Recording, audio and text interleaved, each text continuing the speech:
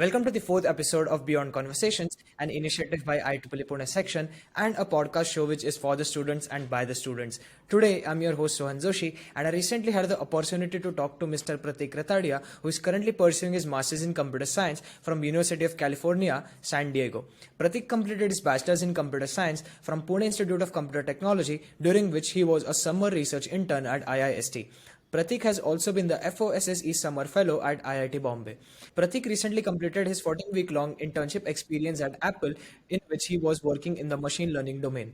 In this episode, we talk about Pratik's entire journey of building his profile for applying to various universities abroad, especially in the US. We discuss the projects that he worked upon, the skills that he learned, and his internship experiences at IIST, IIT Bombay, and recently at Apple. Don't forget to check out his social media handles, that is LinkedIn, Twitter, and Instagram, which is listed in the description below. And let's dive deep into the episode now. Thank you.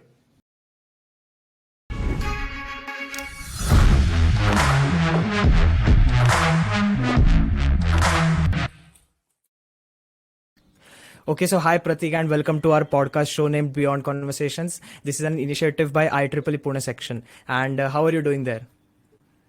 Hi, Sohan. I'm doing good today. How about you?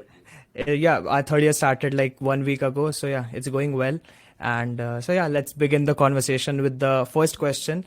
So the first question is like we get to the point wherein you started your journey as an undergrad student at PICT. Like when did you decide to pursue your master's in computer science, and how did that entire process begin?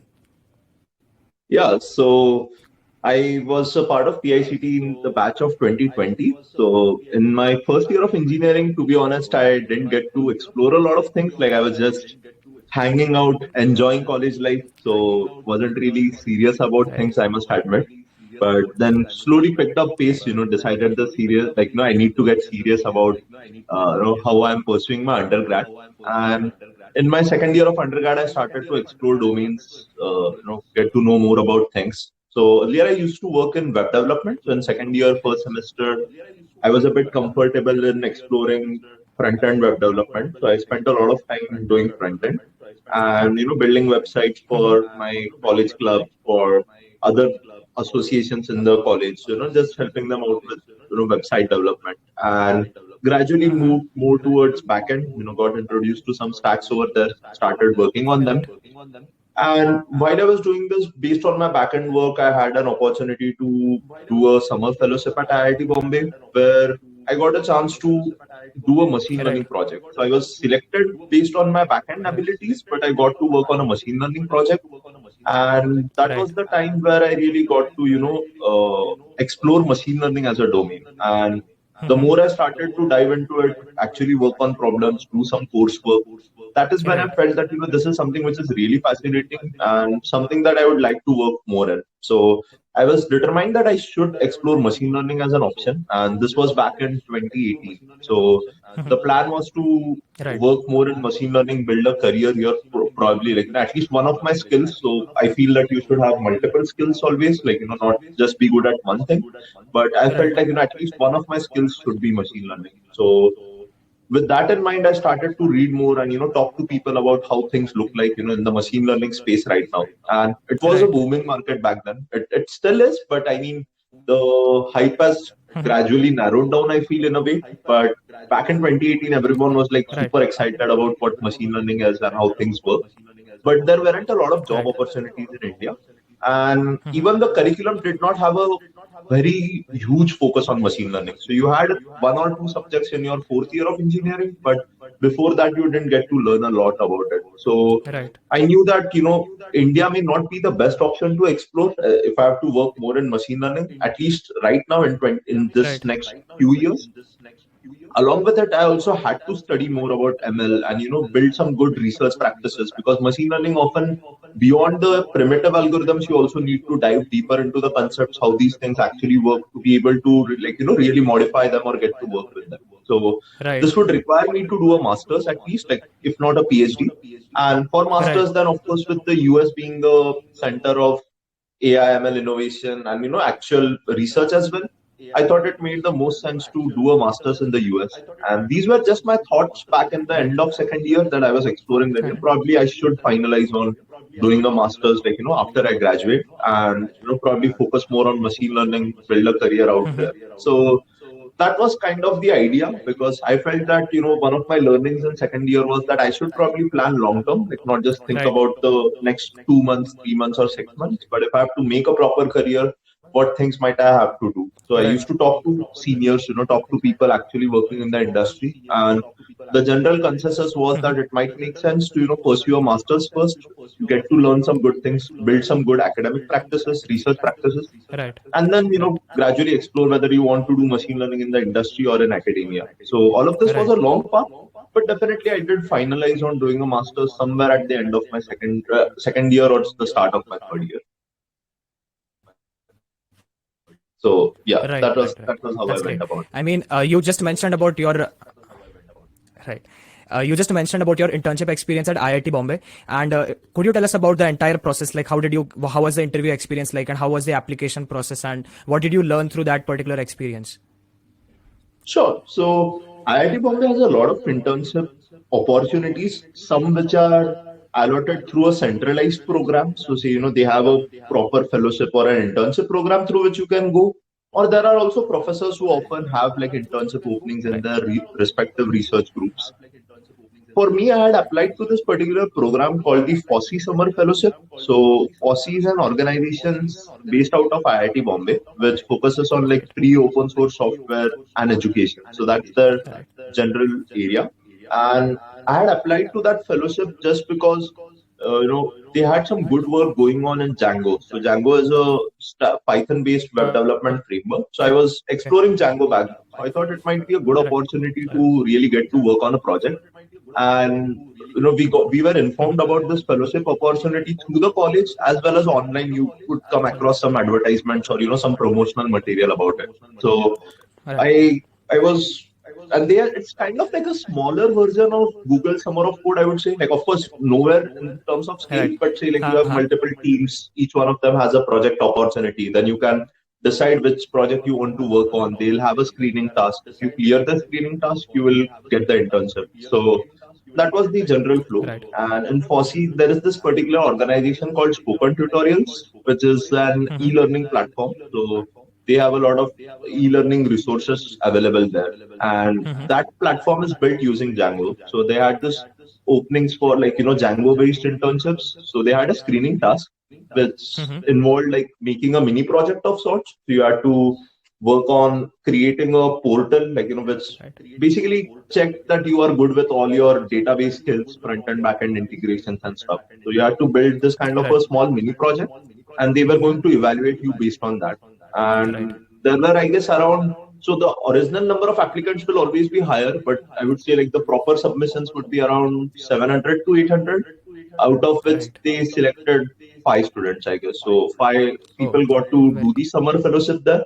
And yeah, this was kind of the flow. So you create a project, it gets goes through the screening, and you are connected with the organization, and then the organization decides what projects you can get to work on. So that was more a part of the second phase, like once you get selected. But I feel it's Right. always good, especially during your college years, if you can get to work at such institutes, be it IIT, IISc, BITS, and almost all of them. Right. You can just search like summer internship program over there, or you can search for faculties like who work there. And quite often on their respective websites, Right. they will have this information whether they will accept summer interns, or are they open to remote collaborations. And especially in today's times, it's Right. easier Right. for them to also collaborate with a lot of like digital tools now being in Exactly. place.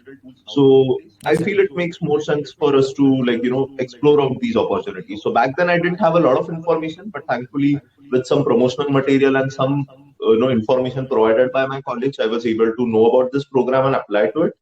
And yeah, once I went there, I Uh-huh. was teamed up with my mentors. I got to know about the different projects, and they had one of these projects in machine learning. So Right.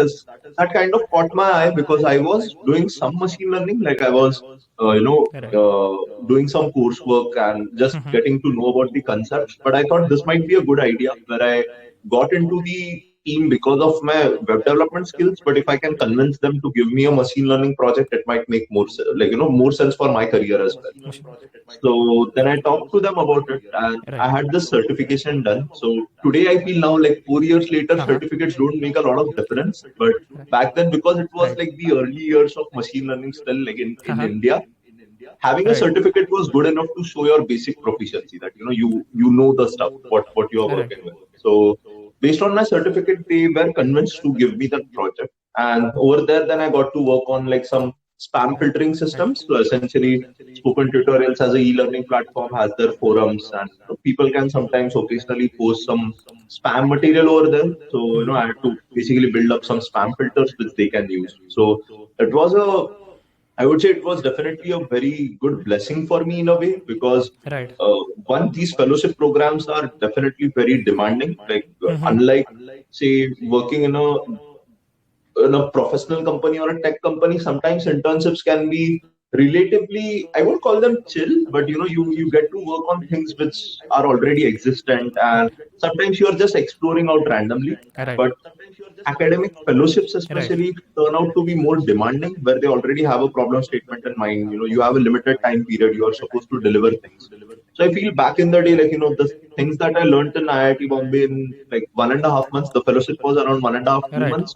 I feel it might have taken me like 6 7 months if I had to do the same thing independently. So I feel it definitely helps a lot, because you have a supervisor, and especially IITs as an institute in India being one of the premier ones, they have a very good work standard, work culture. So you are supposed to be professional in the way you do things. Not that we aren't professional at other places, but I feel that it always helps to get that experience. And I was guided by a professor, like senior professor in IIT Bombay. So that also helped, because beyond just work, you also get to discuss a lot of other things. And I feel looking back, I learned a lot about like general professional ethics and habits from IIT Bombay. So yeah, definitely a very good experience. Right. Interesting. Because, a lot of people from my batch, or like I've seen a lot of people of our age who don't really know about how to reach out to people, like, professors basically from a particular institute and work under them. The only thing that, is projected in front of the people right now, as far as I know, is about these corporate internships. As you mentioned, like they are not, bad, but getting into a research and under a professor always helps a lot. It builds a discipline. So talking about the projects that you worked upon, could you tell us about some interesting projects that you actually did when you were pursuing your undergraduation? Yeah, so during my undergrad, I feel I used to take a lot of time in exploring. If I learned about something, so my general way of going about in a domain is that I'll do some coursework or like some theoretical understanding of it. So I'll read a book, or I'll do a course, or I'll just go through it. These days now, with experience, I'll just skim through material. I'll probably read a few research papers. But back when you are just getting started, I used to spend some good amount of time just understanding the basics of the domain, probably reading the documentation. So if you're working on some technical framework, like a web development framework, you can read the documentation, do some hands-on projects. And then I used to move more towards like, building something good, like an end-to-end project.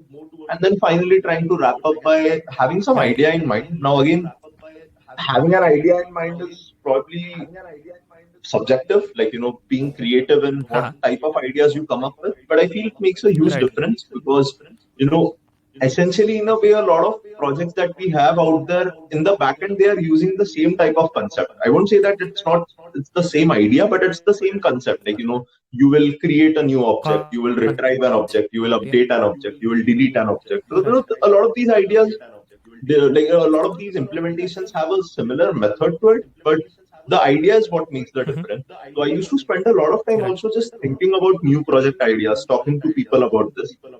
A few projects, if I have to mention, one of which I did as a part of a hackathon was about automatic crowd counting. So think about if you go to a mass event like a festival procession or a party or a parade, you have like hundreds and thousands of people out there.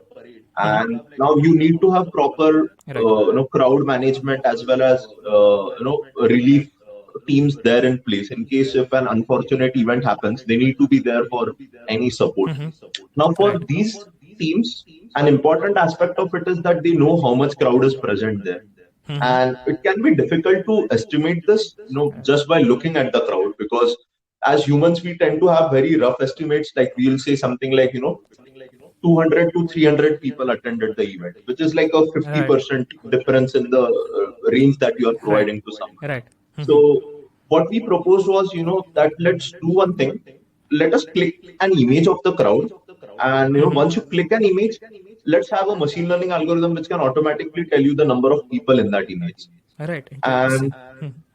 this is something which you can do. There are already methods to do it, but it is very difficult to do this when you have like very dense crowds. So once you have crowds in like hundreds and thousands of people, it's difficult to be able to use standard algorithms. Right. So there was a paper which had come up recently, back then when we were doing this project. So we decided to make our own custom implementation of this particular paper and come up with that algorithm, come up with that model basically, which once you pass an image, it can tell you what's the crowd count even for like, 2,000 people, 3,000 people. It's able to figure that out from the image. So that was kind of an interesting project. It was a team project. And back then, to be honest, I didn't get to work on the machine learning Right. part of it. I was more involved in deploying it. So once my team Uh-huh. members built it, I was deploying it as a web application.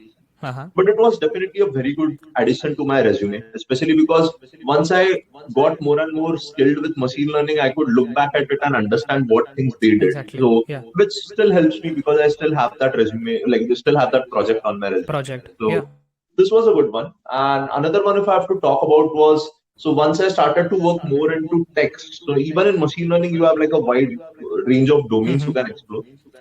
I Right. work more in natural language processing, like working with text, understanding text, and Right. I got introduced to this thing called language generation. So basically, like generating text automatically, which seemed like Right. a very interesting idea to me, like, being able to automatically generate text.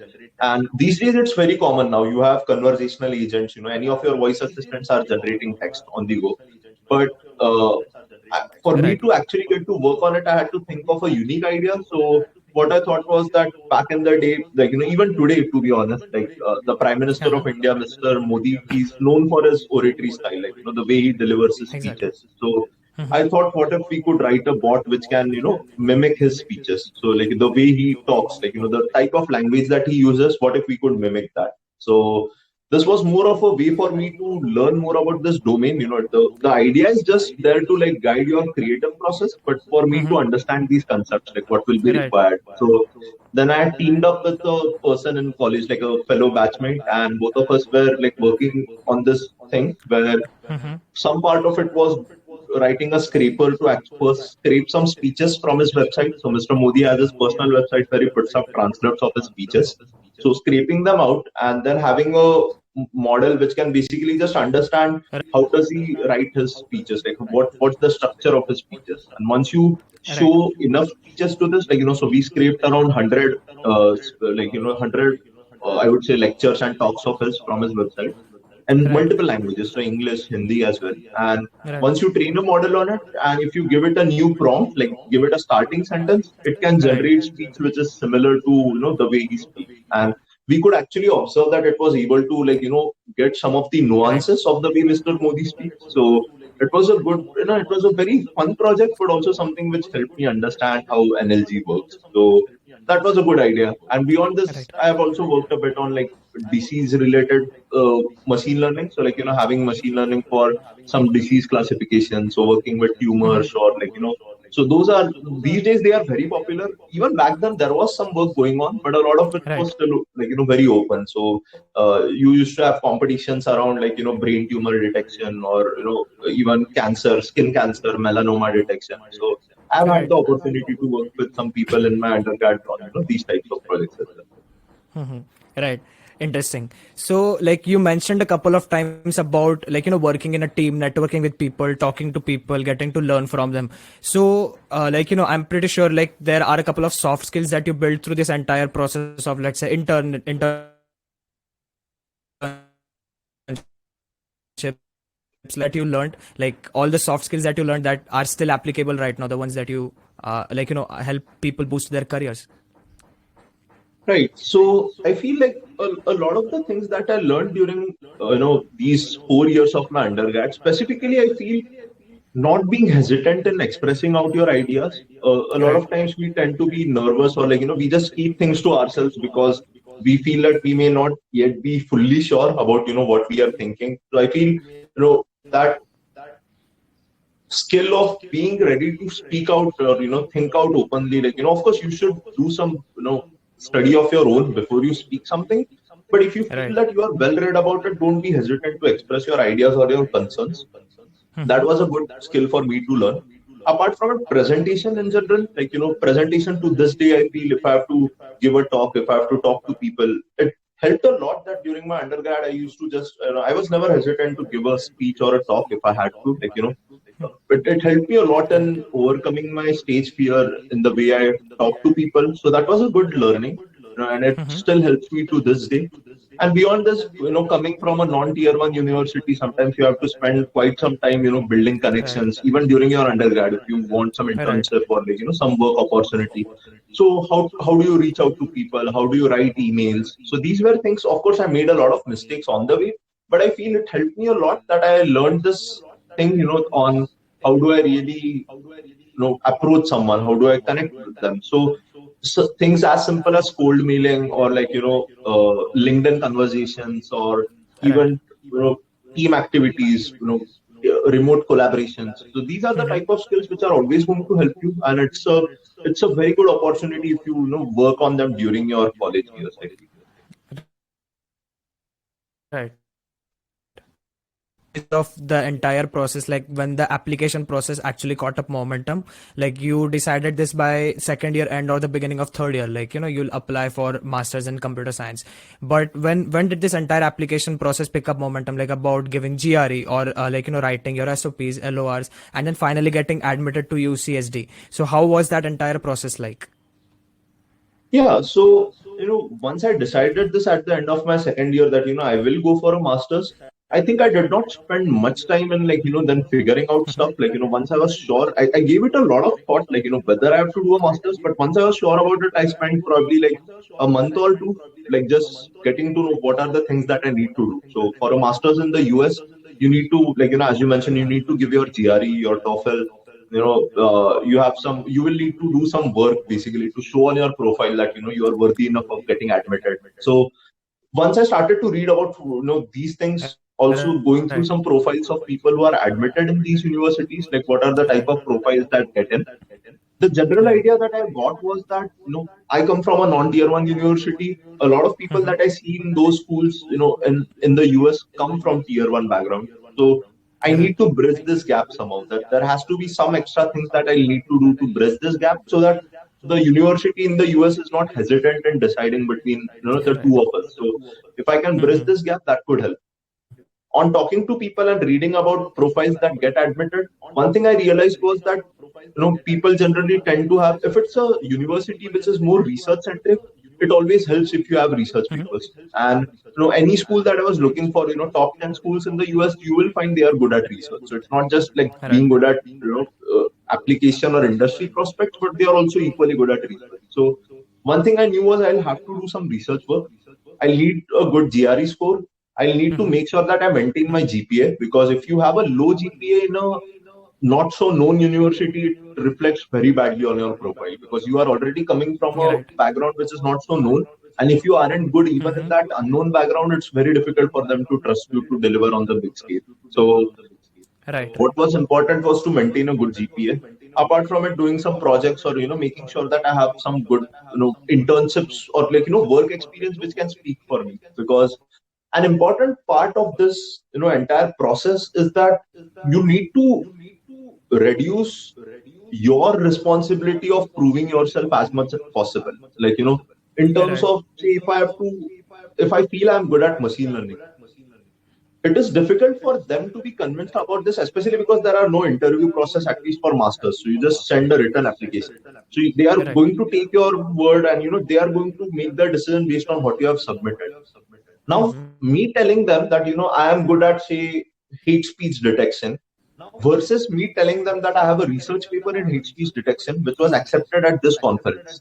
It makes a huge difference in the way they'll perceive these two things. Someone just mentioning a project and someone saying that they did this as a part of a internship or a research paper or something or a hackathon. Because in that case, the university knows that say this company or this conference or this hackathon, awarded them or gave them this recognition, it means that they must have done some really good work. So I knew that, if I have to get into a good school in the US, I have to make sure that I, you know, get some good affiliations on my resume. Basically, I need some good affiliations. Thankfully, I was already off to a good start with IIT Bombay, having a summer fellowship there. But then I spent some time, thinking if I could get a remote internship during my third year. So if I not wait till the next summer, because then I'm losing like 9 to 10 months of no affiliations. So I spent some time figuring out, and thankfully, the international relations cell in our college, they had this remote internship opportunity with a company in the US, called Patagonia Health. So it was a health-based company which wanted people like, standard software interns. But I went through their screening process and I convinced them that, I'm good at machine learning, and what if we explore this domain? What if we do some machine learning and healthcare work? And as an intern, they are always open to exploring more ideas because they don't expect interns to deliver like end-to-end work or production level work. It's also sometimes about more of exploration. So I got to do some machine learning internships. So that was one box that I ticked. And I already had this idea in mind, and thankful to a few seniors as well, that if I have to go to my master's immediately after my undergrad, like if I have to start off immediately, I need to give my GRE in my sixth semester. So the sixth semester is the time when you should give your GRE if you have to graduate immediately. If you have to start your master's immediately after your graduation, or if you want to work and then do a master's, then you can also give it in your 8th semester. Like once you have a placement, once you have a job in your hand, then you can give your GRE. But I was very sure that I should start off immediately, after my undergrad. So I had decided that I'll keep my third year, second semester just for GRE. So I'll spend some time there, working on GRE. So in my third year, second semester, this was basically like sometime in January of my third year, so Jan to March, I spent 3 months working on GRE, only GRE. Like I left everything else, I had done this remote internship for 3-4 months. So then I just spent all of my energy, time into making sure that I aced the GRE. And once I gave the GRE, thankfully I managed to get a good score. And based on which I now had even more confidence that I should go off immediately. I shouldn't do get some work experience now because I have a good score and I was able to maintain my GPA. So then the next thing was to ensure that I get a good summer internship again, like at the end of my third year. So similar to IIT Bombay, if I could get a summer internship this year. So thankfully I managed to get into ISRO, which turned out to work very, very well, because looking back at it again, you can only connect the dots backwards. But when I got an internship there, again, I got to work on machine learning. But the more important part of it was that I got to work with a mentor, like a professor there named Professor Deepak Mishra, who really taught me a lot about how to pursue research. Like till that time, I would say I wasn't doing research. I was doing machine learning, but I wasn't doing like machine learning research. I was doing internship. I was doing a project. I was working on something, but that was it. But with Professor Mishra, he really taught me how to go about research, how to, convert. If you have an idea, if you work on it, if you really make a contribution, how can you convert it to a research paper? And I feel that was like one of those moments where till then I had done a lot of work, but I wasn't sure how to publish it. But those 2 months I didn't get to work a lot with him. It was again like a 2-month internship. But just within those 2 years, I learned so much from him about how to go about research, that once I came back, I was very sure that I should have some good research papers just so that, it will boost up my profile. And it turned out to be the case that I had done some projects earlier, but I again reopened them, worked a bit more on them, and started publishing them like as papers. So it essentially came to a point where which again, when I look back at it, it's not the way to do it, but I published like 4 papers in 4 months. So I was working day and night to once I had some initial project, work as hard as I can to look for an improvement, write a paper on it, submit it. So of course I couldn't submit because of this, review cycles are very big for good conferences. So I couldn't submit them at all the best conferences in the world. but I submitted them to a conference like in Southeast Asia. Then one, I just uploaded it on Archive, which is like an open source research paper thing. So I just uploaded it there. Another paper, I presented it as a part of a sci-fi conference.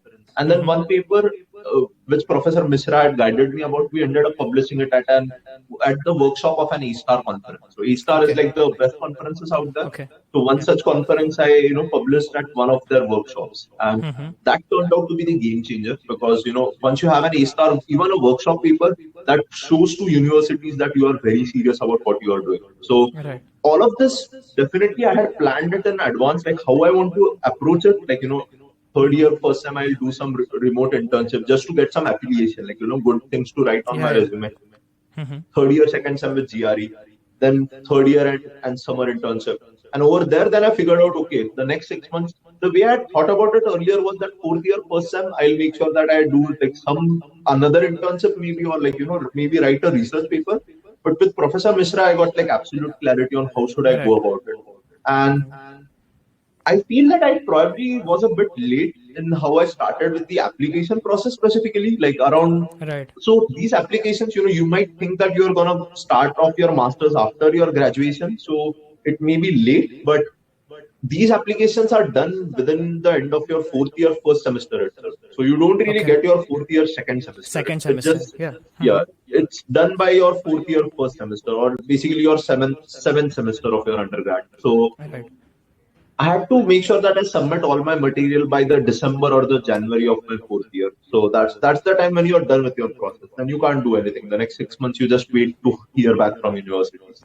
Right. So what I had to do was, in my fourth year, first time, I was writing these papers, but simultaneously also exploring what universities are out there, what are the programs I want to apply to, what are the good professors that I may want to work with.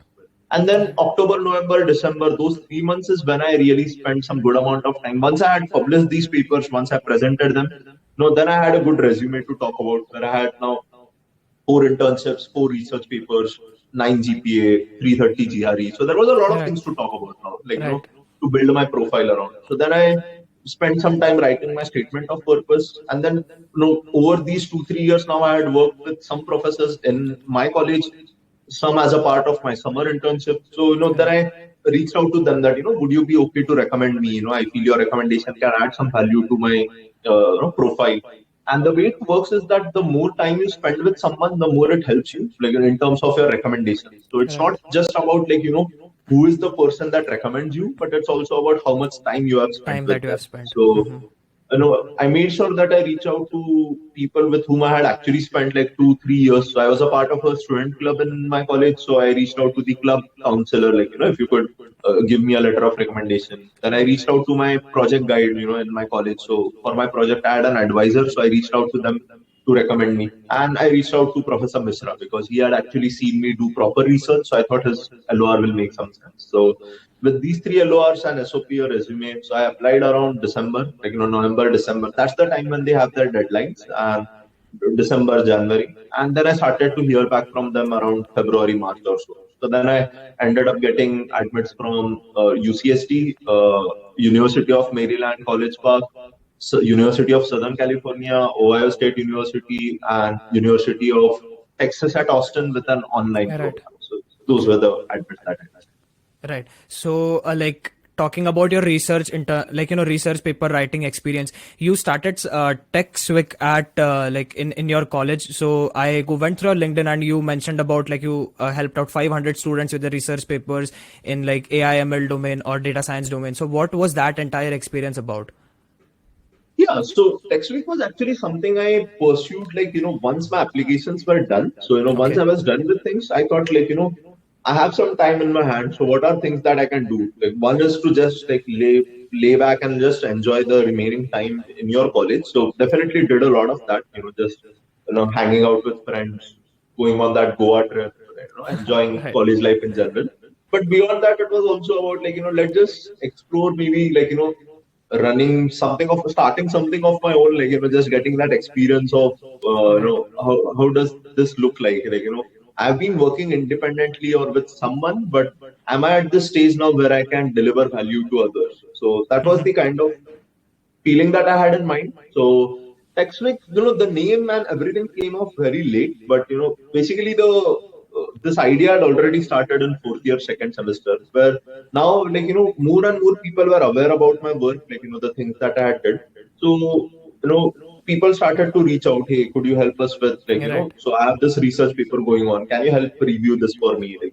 What things am I doing correctly? What is wrong? So based on again, I wasn't someone who was a good researcher myself, but based on what things I had seen, and of course, like if I had four papers accepted, I also had a few rejected. So I from those also I had learned a few things. So I was just sharing these, earlier just with my college friends and batchmates, juniors, even seniors in some cases.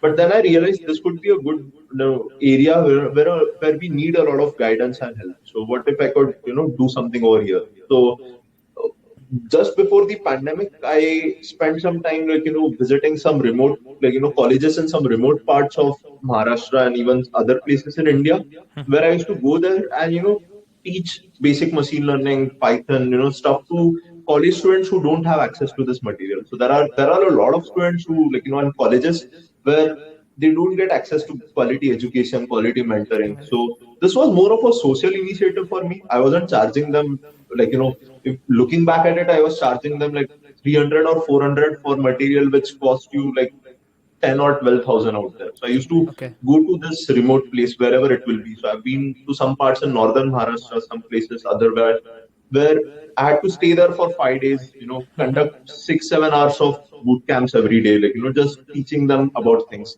And it was more of a voluntary thing for me. I was still definitely I had some business mindset, but I wanted more to just get to know, Right. what is the ground reality like? What things do people know? What do they don't?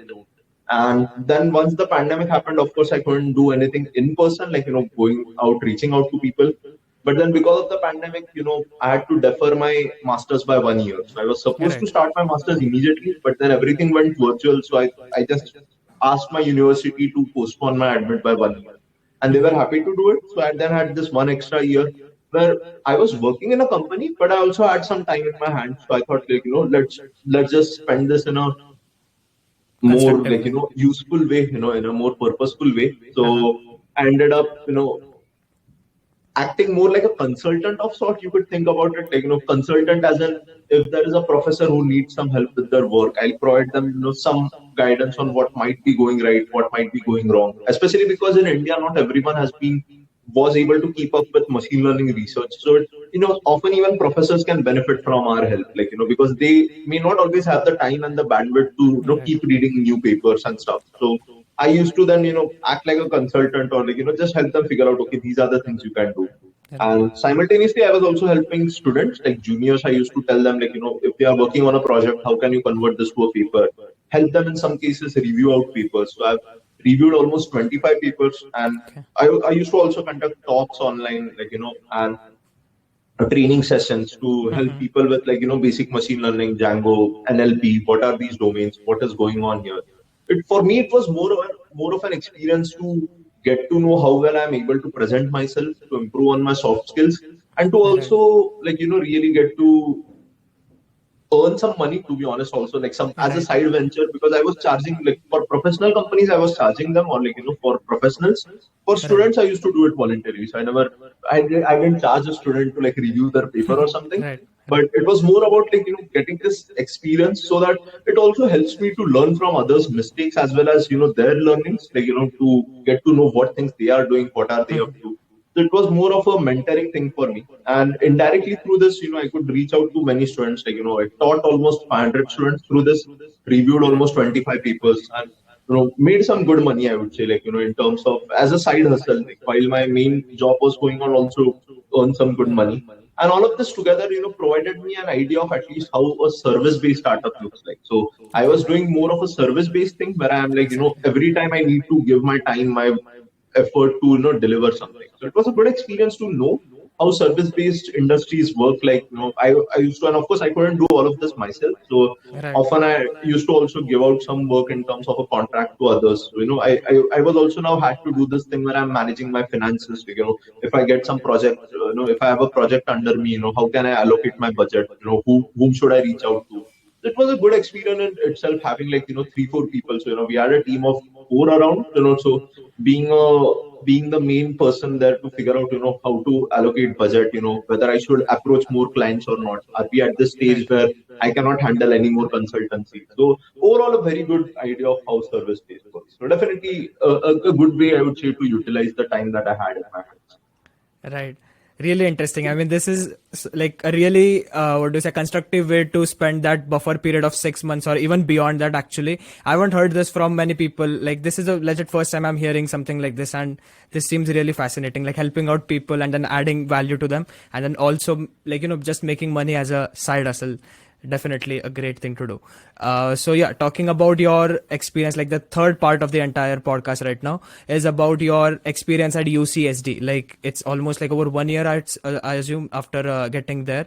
So how was that entire experience? Like your new, let's say, moving to a new country in amongst, like, a new culture, and then working on some projects, learning new things. So how is that entire experience like? Yeah, so it's been good, but it's also been challenging in a good way, I would say, because there are a lot of things which are different in the way the US system works compared to India. So getting used to it, getting used to those expectations and practices took some time, but it has been a great learning. So UCSD is a good university in terms of the mix it has for both research as well as industry. So you have a wide range of subjects that you can study, which help you build up your niche. And if there is a particular job area or a domain that you want to work in. At the same time, there are like so many research labs, headed by professors that you can just, work with any one of them to, really get to, explore as well as exploit one particular research area. So Right. since I arrived here, some initial time just went in understanding, something as simple as how do people communicate here, because there is definitely a difference in the way Exactly. professional communication also works in the India and, in the US. So just getting to understand this. Beyond that, figuring out how does the academic system looks like, what are their expectations from a student, and it's very different. Like, in India we have more. I would say relatively we have more number of college hours. Like you have 30 to 40 hours of college, and as a grad student in the US it's less. It's 10 to 12 hours, even Okay. lesser of lectures. But then you have a lot of time in your hands, and the US system is framed such that they don't like, I mean, they care about you, but you need to do a lot of things yourself. So if you Right. don't step up, if you don't put that effort, it's not going to be the case that anyone else is going to come and tell you, like, how are you supposed to do it. So Right. you need to spend some good amount of time figuring this out yourself. So I spent some time understanding this. How is the US college system working? What are their expectations? What are the things they can provide me? What are the things that I will have to step up and get myself? So after spending some of the time exploring that out, then I realized that okay, I'll probably join a research lab, do some research under a Right. professor, and also see on what would be good ways to, like, fund my education, because it's definitely super expensive compared to India. Like, Right. it can cost you somewhere around 10 to 12 lakhs for one semester, and you have like five to six such semesters over your masters. So it's going to cost you at least 40 to 60 lakh rupees. But they also have some funding opportunities. So if you can get them, this expenses come down drastically. So Right. in the US, then the other thing that I worked on, and this is where my undergrad and textbook indirectly helped me, because I had done these, like, teaching programs where I used to teach people, and as a part of also my college club back then. So it was very easy for me to get a teaching assistantship here in the US. Okay. So Yes. I used to just tell them that I have this experience, I have taught these many people, I have taught these areas. Here is a sample teaching video of me teaching a concept.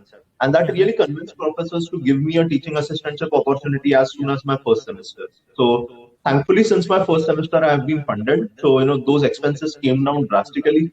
And that also helps you feel at ease, because otherwise you are in that constant pressure if you have a loan, or if you have to spend so much money, and Exactly. things will not always work in your way, because you are moving to this new society, this new environment where you have to now step up and deliver your best effort. So it has taken me some time to adjust, but I feel, thankfully I've been able to, like, do well in this first year. Like, I was able to get teaching assistants throughout all semesters, got to work on in research labs, got a good internship. So yeah, overall it's been a good experience. But the main differences, I would say, is that I have had to become more accountable here for the choices I make. No one tells me what I am supposed to do. which is a blessing, but it's also like, not a good thing, because if you don't know what you are supposed to do, you are left clueless. Yeah. So, figuring that out is a good learning in itself. Beyond this, like, just how to live independently in a way that you have to manage everything, basically, like, your house, cooking, research, teaching, job opportunities, new societies, communication. All of this is a very good learning in itself.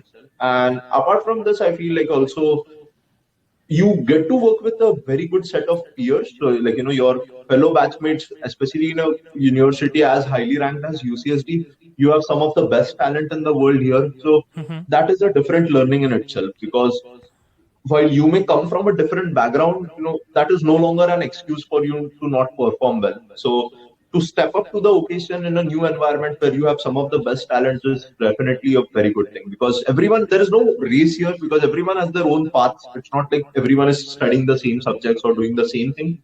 Everyone can explore different subjects, get to work on different things. So it's a good experience in itself. But then that also means that you get a good amount of time to observe what others are doing, what has their background been, what are the things that they did which I can probably learn now and probably build upon. So this in itself makes for a very good experience. Yeah. And there are always times when it's challenging, you will question your motives. Why did I come here in the first place? India is always going to be more comforting. You have your family, friends, a Exactly. very socially acceptable environment, compared to the US, where things may not always, as an immigrant, be always in your favor. So you have yourself made this decision to come to a new environment and do things. So it can be challenging.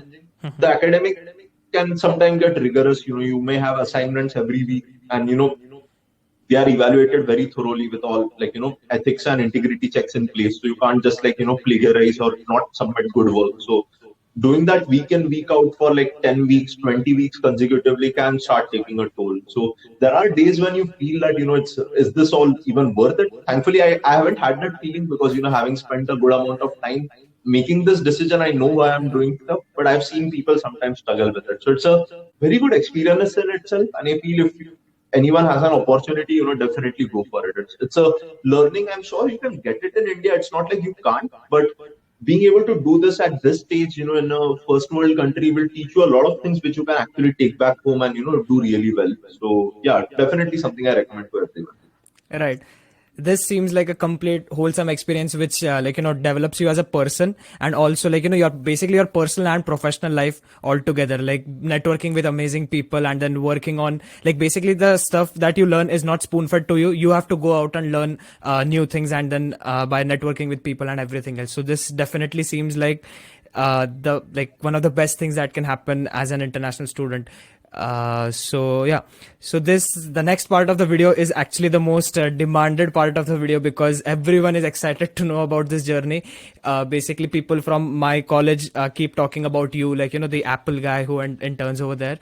So, like, what was that entire experience like, applying over there as an ML intern? Like, when did you decide, and the projects that you worked upon, the interview? So, like, a wholesome experience of that particular thing.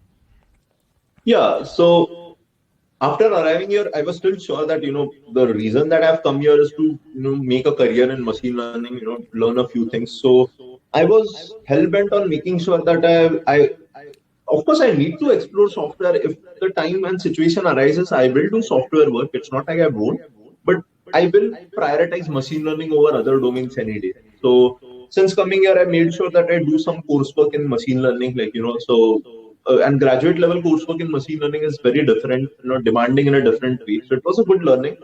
And I knew that I'll make sure that I apply to machine learning internships only. So if you see, to be honest, the US market is still very software centric. There are machine learning opportunities, but it's still like there are way more software engineering internships than there are machine learning internships. And it's just because you need more people to build a product than to make it smarter. So machine learning can only make it more smart or give it Right. insights, but you need more people to manage it, maintain it, develop it. So software opportunities are more, but I had already decided that I'll only apply for ML roles.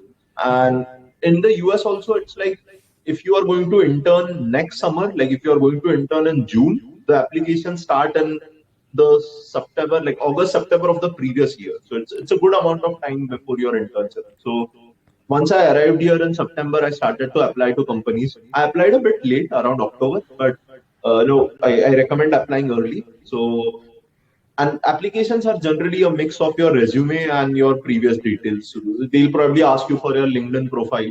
For machine learning, they might ask you to give your Google Scholar profile or your research paper links. So that's a way they can evaluate you. So I applied to a lot of companies. Initially, again, just me being clueless, I thought like because in India I had got some internships through these public programs only, where I applied through a public form and I got an internship. In the US, it's not so easy because, especially for machine learning, you are competing against PhD students more than you are with Okay. undergrads or fellow masters. Because PhD students also, summer is a good time for them to work in the industry and do an internship. And PhD students are always going to be more experienced, more learned, more mature than you are. So there has to be some good incentive for companies to select you over them. And that's the reason why I realized that just making a standard application doesn't help, because even if I claim I have say 4 papers, there is someone out there who has probably 15, or Okay. has Yeah. 2 papers, but which are like way more valuable and published at very good conferences than mine. So it was difficult that way, but then I realized that the a solution out of this is to make sure that I convince that I'm also good at a few other things. And also, if someone can refer me for a position. So, a referral makes a huge difference in your application. So, after my initial set of applications where I never heard back from anyone, I started to take referrals from people working in those companies and then applying to these positions again and making sure that I apply to companies who have a good ML division. So it's not just that I want to enter a company and just because they have a ML position I'll apply there, but making sure that it's actually an organization which is very good at machine learning or has a proper team, has a good amount of direction and vision as to why they are pursuing machine learning. So after I applied, the first company I heard back was JP Morgan. So JP Morgan Chase as a bank, it's the largest bank in the US, and they have a lot of data to work with, and they are now investing heavily in like machine learning and these technologies. So I was reached out to them for this particular summer internship, and then I had multiple rounds. Machine learning interviews are different from software. Like in software you spend a lot of time problem solving, doing actual problem work. In machine learning, it's more about convincing them and telling them in detail about the previous projects you have done, describing your papers, having discussions around theoretical machine learning concepts, and then of course having to prove your programming. So you'll spend like 10 or 20% of your total time in programming. Most of it goes in machine learning questions, interviews, and case studies, resume. So that's the type of things they focus on. And earlier I got offers from 2 companies, so JP Morgan Chase and Indeed. So these were the 2 companies that I had offers from. Apple reached out to me late in the season. So Apple reached out to me around March, so which was very late in the season. So to be honest, I didn't expect them because just because it's such a big company and machine learning positions at such companies are very demanding. So but they reached out to me saying that there was this position in their Siri team. So basically, machine intelligence is a division in Apple. So their team had these openings. So if I was interested to interview, and of course I was, because the scale at which Apple works is Right. something else. And so Apple also had like multiple rounds of interviews. So I had around 3 interviews, focusing along theoretical ML, resume, some case studies, and then some programming. So I did have to do some programming, but not nowhere near what a software interview has. And my main takeaway I feel from this entire experience, of applying has been, especially with Apple, what I've seen is that these companies, they want to hire you only if you are very good at something that they want. So it's not in software. I've often seen it's a standard interview process. So they ask you a few questions, and if you clear them, you are a software intern. Then they tell you, okay, this is the software or this is the project you will be working on. Right. In machine learning internships, I see the team already has some idea in mind often, or some set of ideas in mind that they want to work on. And then they'll specifically select those people who already have experience in those ideas. So it's not that you will get a random assignment that, okay, now you're an ML intern, let's just work on this. It's often something you are already good at. So in my case, I've done a lot of work in hate speech detection, toxicity. So my project at IIT was spam filtering. At ISRO, it was toxicity detection. My research papers have been around cyber abuse, profanity. And at UCSD, some of my research has been on analyzing impact of hate speech on real world hate crimes. So those type of areas. And turns out like, so Apple had a project along similar lines. So my work here is more around like hate speech offensive language. So that was the reason that they filtered me in the first place, because they could see a Right. lot of relevant work, So it's easier for them to work with me because it's not like I'll be learning or, have to read about things from scratch. I'm already experienced in it. So I bring in that experience and that value to Right. the team. So, and any intern that I talk to in Apple, quite often I see almost everyone is working on something they are already very good at. And that kind of explains why they hire or prefer PhDs, because as a PhD student, you have a specific area in which you work, like a particular problem statement in which you are doing your Right. PhD. So you are very good at it. So then they can hire you as an intern and, work in that particular area. As a master student, it's difficult, but, you can just hope. I feel, I always say that there is also certain level of luck involved in this process, because you may be the best machine learning engineer out there, but if say a company doesn't have an opening relevant to what you work in, it's not gonna help. Just Yeah. because you are good at it, it's not necessary they'll hire you. It Right. could be possible, but the probability is less. So Right. at Apple, turns out that because I had this experience in hate speech detection, my interviews were relatively smooth, because I could spend a good amount of time convincing them and weaving the story about how good I am at this particular area, what are the things that I am aware of. And as a master student, they also expect you to have some deployment experience, because you won't do like core research. It's also about research, but also deploying it into production. So what things, if you have that experience in like, deploying a machine learning model. So some aspects of the interview are also around those lines. And turns out, again, so looking back, that experience with Professor Mishra and the subsequent research papers, they helped me a lot in being able to convince people that, I'm good at machine learning. So that way it has turned out to be really well. Right. Interesting. So, one of the common questions that my peer group or our batch particularly has is that how do you distinguish your profile when you're applying, let's say for masters or for placements or anywhere else? Because, like, as you mentioned, these fields are highly competitive, right? Like CS, AI, ML, data science. Like, there are a bunch of ideas already out there and people have already worked upon those ideas. So if someone has decided to get into this particular field, and like they see, like people in my batch see that everyone is working on similar projects, similar ideas, so how do you really distinguish your profile, or is it even possible in the first place? If it is, then how do you navigate through this entire process? Yeah, I feel it's a good question, because, it can be difficult to know this. The way I look at it is, one, you always have some standard benchmarks in place. For example, your GPA. It's a standard thing. So either you have a good GPA or you Or you don't. There don't? is no subjective interpretation of Right. it. Any of these standardized test scores, that's a good way to know. Or if you want to get into the industry, you would be practicing some competitive programming or problem solving. So your profile on these websites where you solve problems, it can be a good indicator for you. How many problems have you solved? Right. Or generally, if you take part in a contest, what is the type of ranks that you get? So those are good indicators for your self-assessment as well as for someone else to believe your story. Beyond this, in terms of your profile, like, if it's a paper, if it's a project, the way I look at it is, one thing I want to know is, if you tell me your idea or like, your project, if I just Google it out, or if I search it on GitHub, how many projects show up? Because if there are like 1,000 people who have done the work, it's not something unique or like, something extraordinary about it. Right. So that's one way to know if you are doing something unique, is like, how, if I have to just go through a candidate profile. So say if you're talking about a peer group, if all of you are going to apply to a company, the company will get to see all of your resumes. What is the probability that your project is also present in someone else's resume, or like, Okay. that level of project?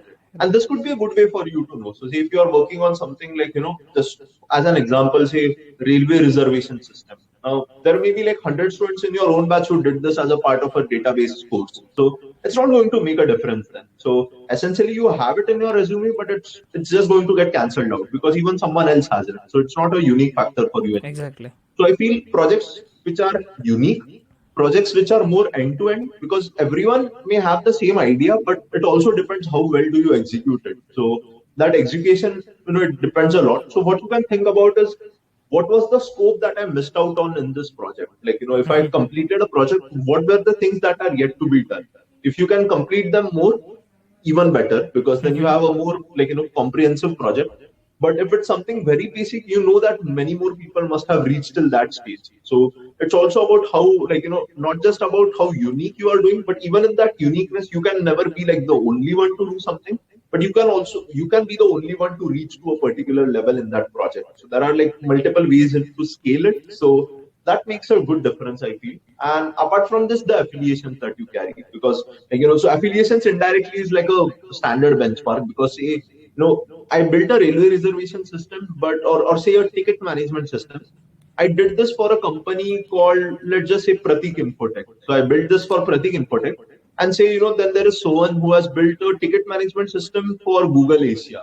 Who do you Okay. think will people trust more, or like, Right. believe more on, or like, have a belief in your capabilities? It's going to be you. Just Yeah. not because maybe we did the same project, maybe I did more work than you, but it's going to be difficult for people to trust you in today's time if you, like, don't have it done at a good place as well. And it's just Right. because unfortunately recruiters or companies or even colleges, universities don't have so much time to, like, if I say I did this in Pratik Infotech, they don't have the time to Google up Pratik Infotech, look at what were the projects they worked in and stuff. So it's as simple as you have worked in Google Asia. Google Asia is the best company out there in Asia Pacific. So, there's a high probability that you did something very good. So that's why I feel that often, like, affiliations make a huge difference. So, people tend to say brands don't matter. I think they do, especially early in your career. If you can get good brand affiliations, go for it. Like, even if you don't do a very quality amount of work, that affiliation itself can help you get Right. open a lot of closed doors. So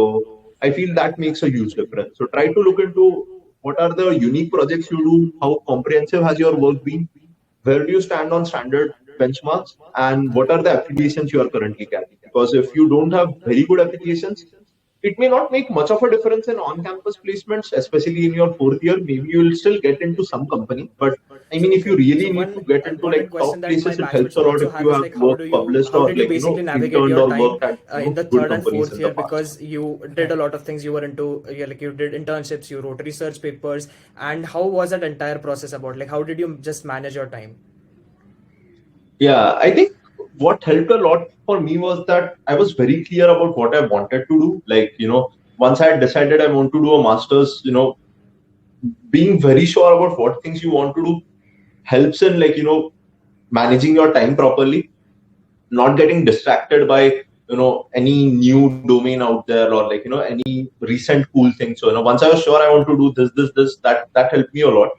Also, because I was sure I want to do a master's, I decided I won't, appear for placements, which was a huge bet in itself and a gamble in itself. But I felt that it was necessary, because doing both of it doesn't make sense together, because fourth year, first semester is a crucial time for placements, but way more crucial for your applications if you want to graduate immediately. So, like, start your masters immediately. So basically, I had to make sure that I, skip placements. So that helped me get some more time. And beyond this, I feel there was also, some other steps that I did, probably, which might help. I don't know, but I was someone who never spent a lot of time, like, binge watching. So that's something I very seriously avoided, because, that's something you can always do later. Like, now these days I'm rewatching a lot of things which were cool back then. So it's more of a time trip now, where things people used to watch in 2019 or 20, I'm watching them now. But I feel I would rather watch them as a machine learning intern at Apple than, as someone who is, like, hustling for a master's at Right. it. So I skipped a lot of those things, which, there were some sacrifices, or like, not, not just going on for parties more, like, once in a while it's okay, but definitely had to make some sacrifices there. And uh, I used to also, like, if you go on a summer internship, that's a good time to explore nature, explore cities. So it's not like you are going to get cut off from the world. Don't become a scientist nerd, like, working 20 hours a day. Right. But you need to realize there are a few, moments where you need to slog well. So I felt like, for your master's, third year or fourth year is a very crucial time. What you do there can make a huge difference. And when I say fourth year, it's just your fourth year, first semester, because, your applications end then. So it's like you have these 5 or 6 semesters only. It's not your entire 4 years. It's like first year you are just learning about things. So it's not, it doesn't count in your actual profile. It's more about your second year, third year, fourth year, first semester. So with just Right. 5 semesters in place, if you want to start your masters after your undergrad, it was necessary that I slog out, like, during my third year, fourth year. And definitely it was a demanding time, but, made a lot of sense, because those few months can make a huge difference in the level of university that you can get into. So Right. luckily, because I spent a good amount of time, in a very focused way, so it was not just like working 10 hours, but say I'll probably work only 6 hours, but these are the things I want to do. I won't do anything more than this. I won't do anything less than this. So with that, idea in mind and with that focus, I feel time management became easier. Right. So approaching the end of the podcast, like, are there a couple of things that you would want to share with the students who are watching? Basically, these are college students like who are like, right now in their first year, or who are thinking of pursuing their masters or taking up placements like from 18 to 22 age group, basically. So is there anything that you would like to share?